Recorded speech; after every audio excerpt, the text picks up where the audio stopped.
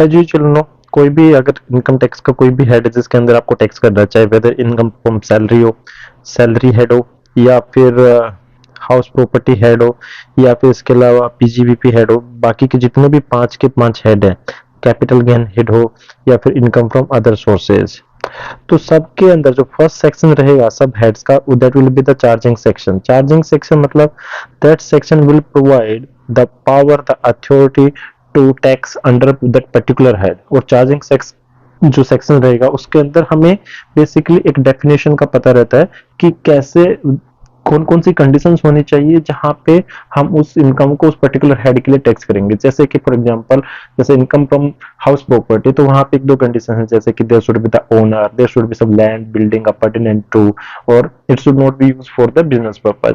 ये दो तीन कंडीशन है। ऐसे यू गो टू द, जैसे capital gain, there should be the capital asset, there should be the transfer, all these conditions are there।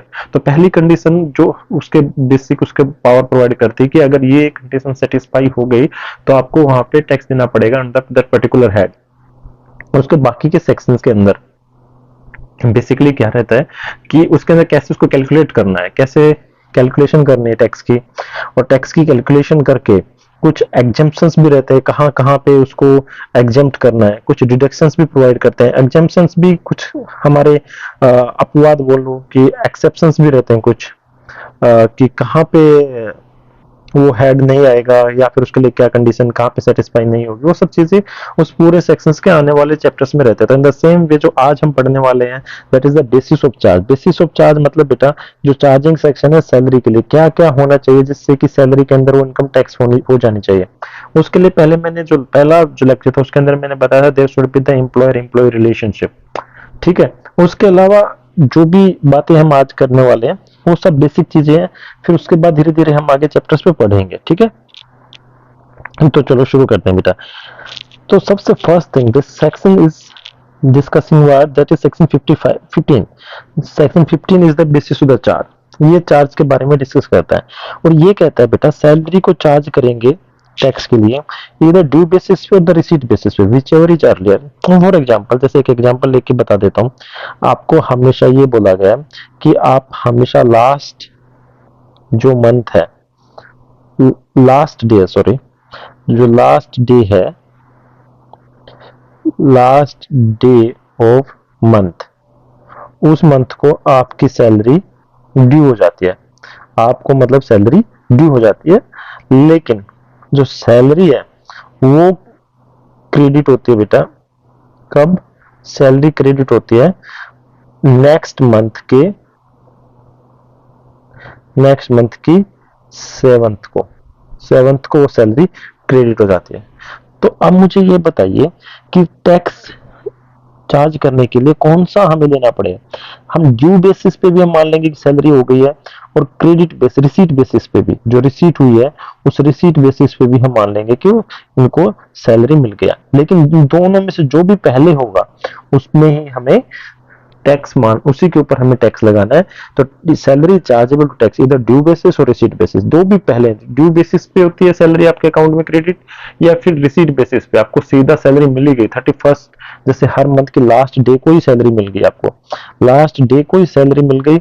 और due हो रही थी कभी, ड्यू हो रही थी, एक मिनट के लिए चलो ठीक है, ड्यू का भी एग्जाम्पल, ड्यू हो रही थी लास्ट डे को एज मैंने बताया ड्यू, लेकिन सैलरी क्रेडिट हो गई 25th को ही, 25th को ही क्रेडिट हो गई। मान लो कि बाद में सब हॉलीडेज थी और बैंक की छुट्टी रहने वाली थी, तो 25th को सैलरी क्रेडिट हो गई। तो आपको यहाँ पे रिसीट कब की हो गई सैलरी की?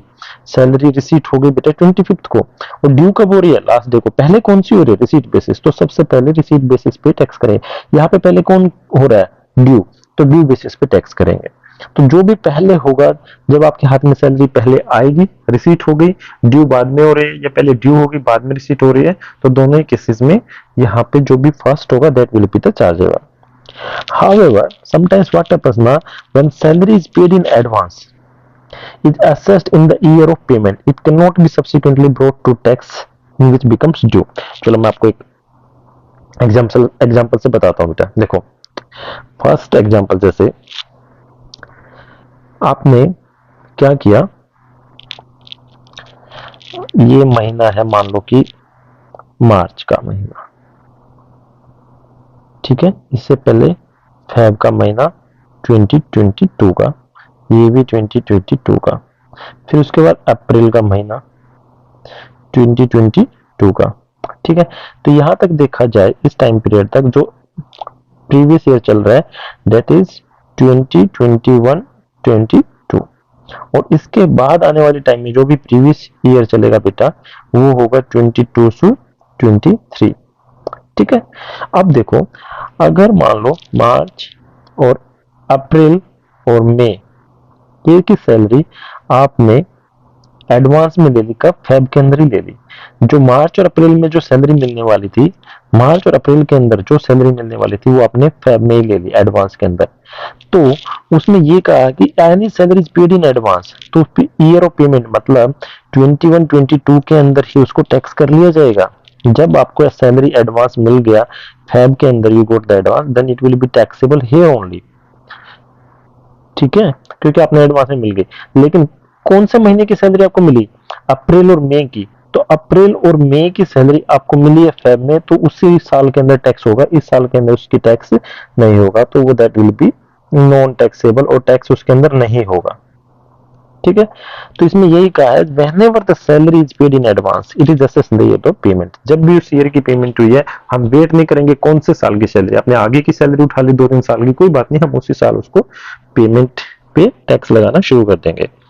If salary paid in arrear and already been assessed on due basis the same can not be tax again. वही बेटा फिर से मैं एक एग्जांपल लेके बताता हूँ। जैसे कि कई बार क्या होता है कि किसी को सैलरी आपका ड्यू बेसिस पे हो गया, सैलरी तो मान लो कि आपको पता चल गया कि सैलरी हमारी ड्यू हो रही है हमेशा 30th को, ठीक है। तो मान लो कि Jan 30th, Feb 28th last day, March 31st या फिर 31st, ठीक है। यहाँ पे सैलरी आपकी ड्यू हो गई लेकिन आपको रिसीट नहीं हुई बेटा, मिली नहीं, यहाँ पे सिर्फ ड्यू हो रही है। तो आप कहोगे कि सर रिसीट और ड्यू में आपने बताया था जो भी पहले हो गया, यहाँ पे ड्यू पहले तो हम तो इसके ऊपर टैक्स लगा देंगे। ये आपको मिली नहीं, मिली आपको है नेक्स्ट ईयर अप्रैल में। तो सब टाइम्स क्या होता है ना, जब salary is paid in arrears, यहाँ पे जो पिछले साल का एरियर्स जो हो गया वो एरियर जो क्रिएट हो हमने अप्रैल में पे किया, is already assessed on due basis, तो उसको अब जो अप्रैल में जो सैलरी मिली है उसको अगेन टैक्स नहीं करेंगे, अगेन टैक्स नहीं करेंगे, क्योंकि उसके ऊपर ऑलरेडी हमने टैक्स कर चुके हैं, ठीक है। तो ये बात आपको समझ में आ गई होगी। यहाँ पे तक कोई डाउट हो तो मुझे बताओ बेटा। नेक्स्ट हम बढ़ते हैं, एक एग्जांपल लेके करते हैं ड्यू बेसिस और रिसीट बेसिस का, जो मैंने बता भी दिया था, फिर भी एक बार चलो एक बार फिर से मैं इसको एक्सप्लेन कर देता हूँ। जैसे a draw salary in advance for the month of April, जैसे कि अप्रैल 22 की सैलरी उसने मार्च में ही ले ली, एडवांस ले लिया मार्च में। The same become chargeable, the same become chargeable the receipt basis has to be assessed on this previous year 21-22, क्योंकि हमने सब सैलरी अप्रैल की सैलरी मार्च में ले ली, तो ड्यू तो बाद में होने वाली थी लेकिन पहले ही रिसीट हो गया, हमें रिसीट हो गई, तो जिन दोनों में से जो भी पहले होएगा, रिसीट पहले हो गया, तो यहाँ पे सैलरी को टैक्स कर देंगे कौन से साल में बेटा? 21-22 के अंदर, ना कि 22-23 के अंदर उसको टैक्स नहीं करेंगे क्योंकि उसको ऑलरेडी टैक्स किया जा चुका है। However the salary for the assessment year will not include that of April 22, तो इस अप्रैल 22 वाली सैलरी इस साल के अंदर इंक्लूड नहीं होगी, ये प्रीवियस ईयर है, तो असेसमेंट ईयर इसका कितना हो जाएगा? 23-24। तो वही बताया 23-24 के अंदर वो सैलरी को इंक्लूड नहीं करेंगे। अब जैसे ही एक नेक्स्ट वही, the salary is due for the March received by a letter in the month of, March की सैलरी मार्च में क्या होगी बेटा? ड्यू होगी, मिली कब उसको? अप्रैल में, रिसीट उसको बाद में हो गया। तो in this case it is still chargeable as income of the previous year की ही इनकम, क्योंकि यहाँ पे देखो पहले मार्च में रिसीट हो गई थी, अब इस केस में क्या मार्च में ड्यू हो गई, रिसीट हुई है अप्रैल में, तो दोनों ही केस में जो भी पहले होगा, तो यहाँ पे ड्यू पहले हुआ है, जैसे ड्यू हो गई तो इसी साल इसको टैक्स कर लिया जाएगा, नेक्स्ट ईयर इसको टैक्स नहीं करेंगे। The same thing is discussed again. ठीक है बेटा, उसके बाद हम बात करते हैं एडवांस सैलरी की। ठीक है, एडवांस सैलरी ये होती है कि जैसे आपको महीने की सैलरी, आपको कुछ एक्सपेंस आ गया, कुछ खर्चा आ गया, तो आप अपने एम्प्लॉयर को बोल सकते हैं कि सर मेरी थोड़ी हेल्प कर दीजिए, मुझे अपनी सैलरी एडवांस में दे दीजिए। इसका मतलब ये हुआ कि मार्च की सैलरी आप फरवरी में ले रहे हो और अप्रैल की सैलरी भी आप मार्च में ले लें। तो वही बेटा ड्यू बेसिस और रिसेंट बेसिस की बात है। अप्रैल की सैलरी, अप्रैल 2022 की सैलरी आपने एडवांस में ले ली, कब? मार्च 2022 में। तो बेटा आपको पता है यहाँ पे जो जो प्रीवियस ईयर रहेगा वो रहेगा 21 22, और यहाँ पे जो प्रीवियस ईयर रहेगा वो 22 23 रहेगा प्रीवियस ईयर। तो इस प्रीवियस ईयर के अंदर 22 23 के अंदर, क्योंकि 22 23 की जो सैलरी है अप्रैल की उन्होंने मार्च में ले ली, तो whenever it has been received, जब भी उसने ले ली तो उसी साल के अंदर टैक्स कर देंगे। तो मतलब ये हुआ कि टैक्स इसका कितना होगा, 21 22 के अंदर टैक्स करेंगे, ना कि 22 23 के अंदर। ठीक है, the same thing advance salary के केस में है। तो advance salary is taxable when it is received irrespective of the fact whether it is due और नॉट। ड्यू और नॉट से कोई मतलब ही नहीं है, हमने पहले ही हमने जिस साल में आपने ले ली तभी उसको रिसीव कर देंगे, तभी उसको टैक्स कर देंगे। It may so happen that advance salary is included, ऐसा हो सकता है कि एडवांस सैलरी को इंक्लूड कर लिया हो और चार्ज भी कर लिया हो at the rate of tax which employees assessed may be higher than the normal rate would have been। ऐसा हो सकता है ना बेटा कि जैसे मान लो कि प्रीवियस ईयर 21 22 के अंदर जो रेट था, जो चार्जिंग टैक्स रेट था वो मान लो था 10%। ठीक है, बट हमारी निर्मला ताई ने क्या किया, 22 23 के अंदर वो जो टैक्स का रेट है वो घटा के 5% कर दिया। ऐसा होने वाला नहीं है, फिर भी मान लो कि 5% कर दिया। तो अब देखा जाए अगर ये एडवांस सैलरी नहीं लेता तो इस सैलरी के ऊपर, अगर वो एडवांस सैलरी नहीं लेता तो मार्च वाली अप्रैल वाली सैलरी पे उसे 5% से टैक्स देना पड़ता। बट जो कि एडवांस सैलरी ली है उसने मार्च के अंदर, तो यहाँ पे टैक्स रेट ज्यादा है, तो अब उसको ज्यादा टैक्स देना पड़ रहा है। तो उसके यही कह रहा है कि बेटा सेक्शन 29 के अंदर आप इस तरह के केसेस में रिलीफ ले सकते हो। अगर ऐसा आपके साथ हुआ है कि जब टैक्स रेट कम होगी तो उसका आप रिलीफ यहाँ पे ले सकते हो। अब एक चीज कंफ्यूज करती है थोड़ी सी, वो कहती है कि एडवांस अगेंस्ट द सैलरी और एडवांस सैलरी क्या होता है ना बेटा, कई बार क्या होता है कि सैलरी ऐसे नहीं बोलते, तो कहते हैं कि सर आप एडवांस दे दो, तो बोलता है कि नहीं भाई एडवांस तो नहीं दे सकता। तो आप कहोगे कि सर कोई बात नहीं, मेरी सैलरी तो आपके पास आ ही रही है, आप मुझे लोन दे दो सैलरी के अगेंस्ट। मतलब अगर मैं रीपे नहीं करूंगा, अगर रीपे नहीं करूंगा तो नहीं करूंगा तो आप क्या करना, मेरी सैलरी में से वो लोन अमाउंट डिडक्ट कर लेना। ठीक है, तो कहने का मतलब ये हुआ कि आगे आने वाली सैलरी आपने एज ए कोलेटरल रख दी या फिर आपने उनको बेस मान के उस सैलरी को आपने उसके ऊपर लोन ले लिया, तो that is the against salary, loan against salary और एडवांस अगेंस्ट द सैलरी। और एक था एडवांस सैलरी जो हमने यहाँ पे डिस्कस किया, एडवांस सैलरी। तो दोनों में फर्क ये रहता है बेटा, जो एडवांस सैलरी होता है ना that will be consider as salary, advance against the salary that is not the salary, it is loan. तो वो इनकम नहीं है, तो उसको हम टैक्स नहीं कर सकते।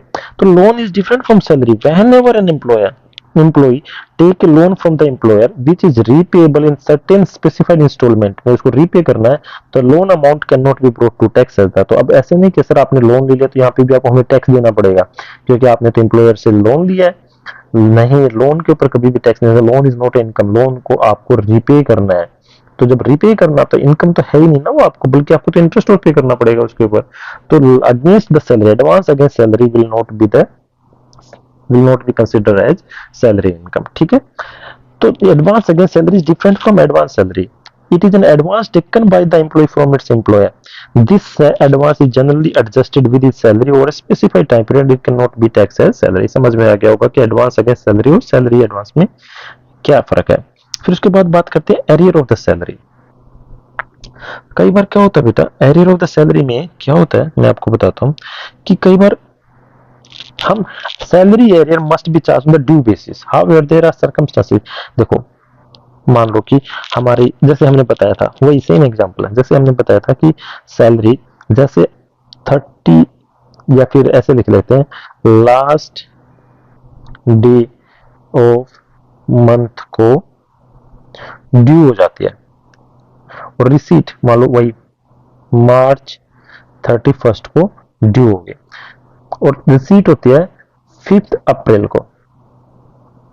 ठीक है, तो अब ये अप्रैल वाली, क्योंकि अप्रैल तो नया साल आ जाएगा, मान लो ये है 21, 22 और ये हो जाएगा बेटा 22, 23। ठीक है, नेक्स्ट ईयर का। तो अब ड्यू यहाँ पे होगी, रिसीट उसको कब हुई, रिसीट हुई उसको 5th को। तो पहला कौन सा, पहले तो ड्यू हो गया ना 31st को, तो हम उसी टाइम पे उसको सैलरी मान के टैक्स कर देंगे उसी साल के अंदर, हम इस साल का वेट ही नहीं करेंगे। ठीक है, लेकिन कई बार क्या होता है, जो एरियर ऑफ सैलरी है हम उसको नेक्स्ट ईयर में भी टैक्स कर सकते हैं, जरूरी नहीं कि आपको इसी ईयर में टैक्स करना पड़े, उसको नेक्स्ट ईयर में भी टैक्स कर सकते हैं। तो नॉर्मली स्पीकिंग सैलरी का arrear must be charge to due basis, जो कि हम पढ़ते हैं, ड्यू रिसीट जो भी हो। लेकिन कुछ सर्कमस्टांसेस हैं जहां पे it is not possible to bring the same, अगर पॉसिबिलिटी नहीं है ड्यू बेसिस पे चार्ज करने की, कोई बात नहीं, तो उसको आप रिसीट बेसिस पे कर लो, कोई बात नहीं। जैसे एग्जांपल देख, अगर कोई पे कमीशन है जो सेंट्रल गवर्नमेंट हर साल, आपको पता है 10 साल में, हर साल नहीं 10 साल में अपॉइंट करता है सेंट्रल गवर्नमेंट पे कमीशन, क्योंकि पता करता है कि कितना इन्फ्लेशन हुआ, कितना जो गवर्नमेंट एम्प्लॉय है उनको उनको सैलरी मिलनी चाहिए, बाकी सब जो लेबर यूनियंस के भी एक बेसिक मिनिमम सैलरी स्टैंडर्ड करने के लिए पे कमीशन को ऑर्गेनाइज अपॉइंट किया जाता है सेंट्रल गवर्नमेंट द्वारा। और ये कह देता है कि रिवाइज कर दो salary of employee with the retrospective date. Retrospective date मतलब मान लो कि अभी मार्च का महीना चल रहा है, ठीक है, और उसने कहा कि सर मार्च के महीने से नहीं, आप जैन के महीने से ही इनकी सैलरी को इंक्रीज कर दीजिए। तो मार्च का महीना आपका खत्म हो गया, अब अप्रैल आ गया, आपको मार्च में भी नहीं मिला बड़ी अमाउंट जनवरी, तो जनवरी से लेकर मार्च तक की सारी अमाउंट आपको नेक्स्ट ईयर मिलेगी। तो नेक्स्ट ईयर में तो जो ये होगा एरियर, ये था अनएक्सपेक्टेड, हमें पता ही नहीं था कि ऐसा भी कुछ होने वाला। जब ऐसा हमें पता ही नहीं, तो हम उसको मार्च और जैन फेब में हम टैक्स कर नहीं सकते, जब टैक्स नहीं कर सकते, अप्रैल में हमें मिली अभी, तो अब जो भी बेटा हमें रिसीट बेसिस पे और ड्यू बेसिस पे हम उसको चार्ज नहीं करते, तो अगर there are some circumstances then it will be basis on the receipt basis पे हम चार्ज कर सकते हैं। वही है, अगर अपॉइंट किया है और रेट्रोस्पेक्टिव पीछे की डेट से, तो arrear receipt in this connection will be charge on the receipt basis, ना कि ड्यू बेसिस पे। Has relief under 89 is available, अगर कोई भी अमाउंट टैक्सेबल अमाउंट, अगर टैक्स रेट अगर उसमें कम है तो रिलीफ मिल सकता है, बट उसको चार्ज उसमें पहले साल में करेंगे।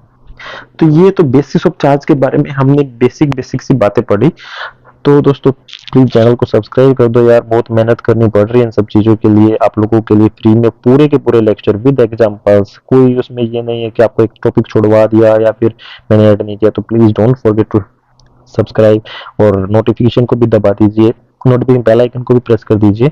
तो अब हम बात करते हैं सैलरी में आता क्या क्या। अभी तक तो हमने पढ़ लिया सैलरी में एम्प्लॉयर एम्प्लॉय रिलेशनशिप होना चाहिए, एरियर में कैसे ट्रीट करना चाहिए, एडवांस को कैसे ट्रीट करना चाहिए, but what comes under salary, salary perquisite और profit in lieu of salary, that is the section 17, ये बताता है। तो मीनिंग ऑफ सैलरी ये भी बहुत एक बड़ी बात है। तो बेटा क्या होता है ना, जैसे मान लो कि एक हम एचआरए कैलकुलेट करते हैं, तो उसके लिए सैलरी का मीनिंग कुछ आएगा। इसी तरह लीव इनकैशमेंट करते हैं, उसके लिए सैलरी की डेफिनेशन कुछ रहेगी। इसी तरह प्रोविडेंट फंड करते हैं, उसके लिए सैलरी की डेफिनेशन कुछ रहेगी। और इसी तरह मान लो कि ग्रेजुइटी या फिर एन्युटी या फिर पेंशन, तो सबके लिए ना एक सैलरी की डेफिनेशन रहेगी। तो सैलरी की डेफिनेशन वो देखनी जरूरी है, उस सैलरी की डेफिनेशन के हिसाब से ही हम वो वैल्यू निकालेंगे। जैसे पेंशन की वैल्यू निकालने के लिए एग्जाम्प्ट है, कितनी ग्रेजुइटी में एग्जाम्प्ट होते हैं, कितनी टैक्सेबल होती है। तो मीनिंग ऑफ सैलरी में अगर देखा जाए ना, सीधा साधी जो हमारे एक्ट के अंदर दे रखी है, उसके अंदर सबसे पहले दे रखी है वेजेस। ठीक है, the term salary for purpose of income tax which include both monetary payment, basic salary, bonus, commission and allowance, as well as non-monetary facility like HRA, house accommodation, medical facility, interest free loan etc. तो देखो salary के अंदर सिर्फ ये नहीं कि आपकी जो बेसिक सैलरी इनकम, उसके अंदर बोनस, दिवाली का बोनस मिलता है वो भी इंक्लूड होगा। कमीशन, आपको कई बार क्या होता है ना कि एम्प्लॉय अच्छा काम करे तो क्या करते हैं कि उसका टर्नओवर के बेसिस के हिसाब से ये कह देते हैं कि आप टर्नओवर का ना 0.1% आपको मिलेगा अगर आपको ये टर्नओवर 100 करोड़ से क्रॉस कर गया। तो अब आप हार्ड वर्क करोगे उसको 100 करोड़ से क्रॉस करने के लिए, तो उसका एक बेनिफिट आपको टर्नओवर के साथ अटैच कर देगी, 0.1% का एक्स्ट्रा आपको कमीशन मिलेगा। तो that commission also is the part of the फिर द अलाउंसेस। तो दोनों ही होते हैं, मॉनेटरी पेमेंट भी रहती है और अलाउंस। फिर उसके बाद आता है नॉन मॉनेटरी पेमेंट, जिनको हम बोलते हैं परक्यूसिट। उसके अंदर जैसे हाउसिंग एकोमोडेशन कर दिया, जैसे आपके पास घर नहीं है, कंपनी वालों ने फ्लैट दे दिया, मेडिकल फैसिलिटी आप फ्री में जाके ट्रीटमेंट कराओ, इंटरेस्ट फ्री लोन लोन आपको मिलेगा, कोई इंटरेस्ट है, तो ये सब भी वो पूरा पार्ट बनता है सैलरी का। ऐसा नहीं कि सैलरी में सिर्फ बेसिक सैलरी जो आपकी रहेगी, उसके बाद बाकी के जो भी बेनिफिट मिल रहे हो सैलरी, नहीं, वो भी सैलरी में इंक्लूड करने ही पड़ेंगे। तो बेसिक सैलरी के अंदर सेक्शन 17(1) है, उसके अंदर ये इंक्लूसिव डेफिनेशन है, इसमें मॉनेटरी तथा नॉन मॉनेटरी दोनों आइटम रहते हैं बेटा। तो सबसे पहले की बात करते हैं वेजेस। वेजेस मतलब दिहाड़ी, जो वेजेस रहता है ना, दिहाड़ी, वो as good as salary only, बस उसको लिख दिया कि ये वेजेस। फिर उसके बाद एन्युटी और कोई पेंशन, जैसे रिटायरमेंट के टाइम पे कुछ भी आपको बेनिफिट मिलता है, तो रिटायरमेंट के टाइम पे जो पेंशन मिलती है, या एन्युटी आपने कहीं पे इन्वेस्ट किया तो हर साल आपको कुछ मिलता है। ग्रेचुटी क्या होता है, जैसे आपने 20 साल 25 साल किसी ऑर्गेनाइजेशन में काम किए, तो आप जब रिटायर हो रहे हैं तो आपका एक एज ए ग्रेटिट्यूड मानने के लिए आपको कुछ पेंशन, कुछ अमाउंट दी जाती है, लमसम दी जाती है, उसको ग्रेचुटी बोलते हैं। उसके अलावा कोई भी फीस, कमीशन, परक्विजिट और profit in lieu of in addition to salary और वेजेस, आपको और भी प्रॉफिट मिलते हैं सैलरी के, उस पोस्ट पे होने के, कीमेन इंश्योरेंस रहता है, आपको और भी बेनिफिट मिलते हैं, वो सब भी profit in lieu on addition of salary वो भी इंक्लूड रहेगा। परक्विजिट कोई भी जैसा रेंट फ्री अकोमोडेशन दे दिया, मेडिकल फैसिलिटी, परक्विजिट तो है। कोई भी फीस या कमीशन, जैसे कमीशन का मैंने बताया, कई बार टर्नओवर का फिक्स कर देते हैं, या फिर आपको कुछ फिक्स ही कर देते हैं कि आपको 1,000 रुपए महीने का मिलेगा ही मिलेगा commission, that will B part of the salary. ठीक है। Any payment received in respect of period of leave not availed bye, देख लीव इनकैशमेंट, लीव इनकैशमेंट भी क्या होता है बेटा, जैसे हर हर साल आपको लगभग 30 डेज की लीव मिलते हैं, वो हर एक ऑर्गेनाइजेशन का अलग अलग रहता है 30, लेकिन आप उनको अवेल नहीं करते। अवेल नहीं करते तो कई बार तो ये आपके अकाउंट में क्रेडिट हो जाते हैं, तो हर साल ये इंक्रीज हो जाते हैं, बट कुछ टाइम के बाद ये लैप्स हो जाते हैं, कुछ अमाउंट के बाद। लेकिन अगर मान लो कि आपके अकाउंट में 300 लीव या 200 लीव अब भी बची पड़ी है और आप रिटायरमेंट होने को आ गए, तो उस लीव में मतलब आपने क्या, आपने छुट्टी नहीं ली, आपको छुट्टी मिलनी चाहिए थी, लेकिन आपने काम किया, मतलब उस लीव की आपको सैलरी मिलनी चाहिए, जिसको लीव इनकेशमेंट बोलते हैं। उसके अलावा प्रोविडेंट फंड होता है, प्रोविडेंट फंड में भी कई तरह का होता है, जैसे रिकॉग्नाइज्ड प्रोविडेंट फंड होता है, अनरिकॉग्नाइज्ड प्रोविडेंट फंड होता है, स्टैट्यूटरी प्रोविडेंट फंड रहता है, और भी कई तरह का, जैसे पीपीएफ रहता है, पब्लिक प्रोविडेंट फंड। वो सब के बारे में पूरा डिटेल में डिस्कस करेंगे। अब आने वाले जो चैप्टर्स रहेंगे ना, उसके हिसाब से ही रहेगा। हम वेजेस तो आज डिस्कस कर लेंगे, आने वाले चैप्टर्स में हम एन्युटी, पेंशन, ग्रेचुटी, अलावेंसेज और फी, कमीशन, परक्विजिट वो सब पढ़ेंगे। एडवांस का तो हमने ऑलरेडी आज ये डिस्कस कर लिया, तो ये टॉपिक तो हमारा हो ही गया है। तो ये वाला टॉपिक तो हमारा हो गया, तो हम इसको करेंगे नहीं आज, ये भी हो जाएगा। हम अलावेंस और बाकी सब करेंगे। तो उसके बाद कोई भी सेंट्रल गवर्नमेंट भी एमपीएस के अंदर अपने एम्प्लॉइज के अकाउंट में कंट्रीब्यूशन करती है, तो उसको भी टैक्सिंग होगी कि नहीं, वो सब भी सैलरी का ही पार्ट है। जैसे एनपीएस में गवर्नमेंट भी पार्टी जो भी अगर उनको देती है, अपनी तरफ से कंट्रीब्यूट करते हैं, वो भी रहेगा। तो इसके बाद बात करते हैं वेजेस की। फर्स्ट, सैलरी के अंदर salary includes, first thing is wages. तो जो वेजेस की डेफिनेशन क्या है, वेजेस का मीन होता है कोई भी regular payment earned for a work और सर्विस, कोई भी काम करने के लिए, सर्विस के लिए एक रेगुलर पेमेंट मिलना। Those word wages, salary, basic salary are use interchangeably, दोनों का, तीनों का मतलब सेम ही होता है, सैलरी होगा, बेसिक सैलरी होगा, लेकिन आगे आने वाले जो कैलकुलेशन करेंगे उनके लिए थोड़ा सा ध्यान रखना पड़ेगा। Moreover the payment in the form bonus, allowances made the employee as in the meaning of salary, वो तो हमने बता ही दिया था कि बोनस को भी इंक्लूड करेंगे, अलावेंस को भी इंक्लूड करेंगे, कमीशन को भी इंक्लूड करेंगे। Under the income tax act there are certain payment made which are fully taxable, party tax are fully exempt. For example wages, salary, bonus, dearness are fully taxable payment. अगर आपको कोई भी salary मिल रही है, wages मिल रही है, bonus मिल रहा है, डियरनेस अलाउंस, तो फुली टैक्सेबल है। Whereas monetary benefit in the form of allowance such as HRA, conveyance allowance are partly taxable. उसके बारे में हम अलाउंस के अंदर पूरा डिटेल में करेंगे। वेजेस तो समझ आ गया, wages is nothing as good as salary. तो दोस्तों यहाँ तक अगर आपको समझ में आया हो तो बेसिक पार्ट था, तो मुझे बताइए और चैनल को सब्सक्राइब कीजिए और इसके ऊपर पढ़ाई करते रहिए। आप इसके बार बार जितने प्रैक्टिकल एग्जाम्पल करके रहोगे, जितने आपको इसका एग्जाम्पल करोगे, उतना आपके लिए बेनिफिट रहेगा, और आपको जो भी दिक्कतें आ रही हैं तो फेस कर सकते हो। तो आप उसको अगर समझ में नहीं है तो कमेंट सेक्शन में मेंशन करिए। अपना ध्यान रखिए, टेक केयर और पढ़ते रहिए, स्वस्थ रहिए।